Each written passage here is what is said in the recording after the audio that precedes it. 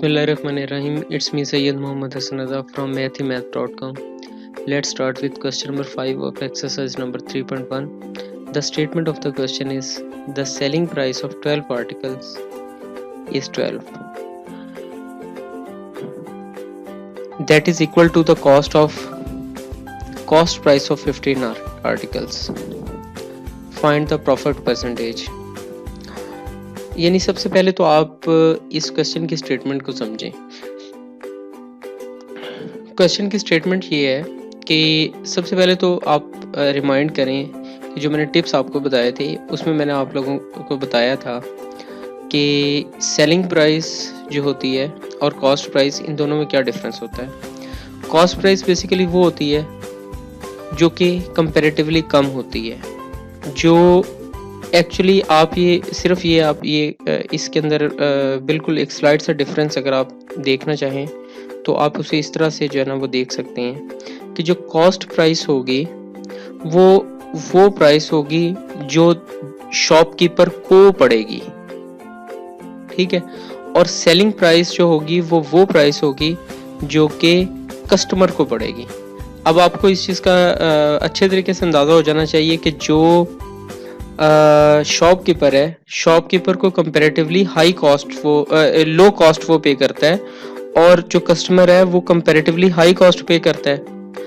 अब यही वजह है कि अगर शॉपकीपर हाई कॉस्ट पे करे तो उसकी शॉप नहीं चलेगी।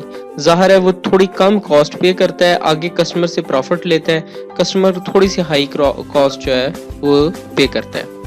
तो इसका ये मतलब है कि अब क्वेश्चन ये है कि जी कोई 12 आर्टिकल्स हैं, इन 12 आर्टिकल्स की जो सेलिंग प्राइस है, यानी अब आप सेलिंग प्राइस से आपको अंदाजा हो रहा है कि ये बेसिकली कौन खरीद रहा है, कस्टमर खरीद रहा है। तो 12 आर्टिकल अगर कस्टमर खरीदे तो उसकी कीमत वही बनती है जो 15 आर्टिकल एक शॉपकीपर खरीदता है, ठीक है। तो find the percentage of the profit, हमने प्रॉफिट की परसेंटेज जो है उसको फाइंड आउट करना है। सो हम सबसे पहले ये सपोज कर लेते हैं कि जो हमारे 15 आर्टिकल्स हैं ना, इनकी कीमत 100 रुपये है।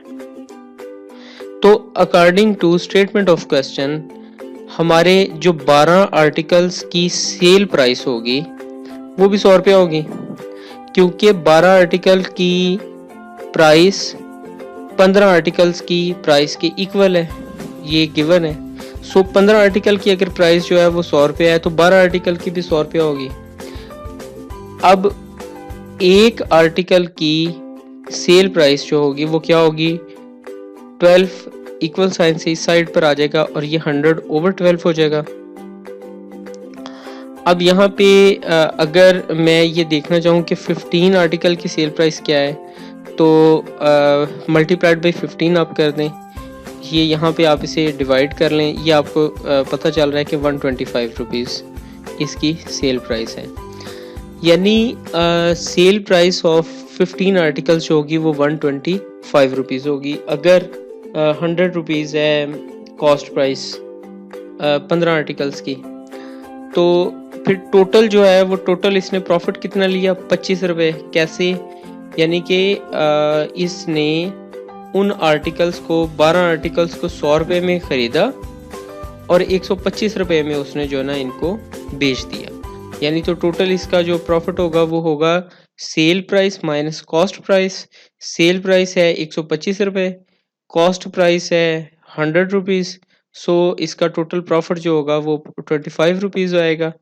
अब ये जो 25 रुपीज़ है, अगर हम इसकी परसेंटेज फाइंड आउट करना चाहें, so percentage of the profit is profit over cost price multiplied by 100। ये आपके पास प्रॉफिट जो है वो 25 का है, ये जो ये है, ओवर कॉस्ट प्राइस आपकी जो कॉस्ट उसको पड़ी वो 100 है, मल्टीप्लाइड बाई आप इसे 100 से यानी कि परसेंटेज लेने के लिए मल्टीप्लाइड बाई 100 आप कर दें, ये 2 zeros यानी 100 डिडक्ट हो जाएगा, तो रिमेनिंग 25% इसने जो है ना वो इस पर प्रॉफिट लिया।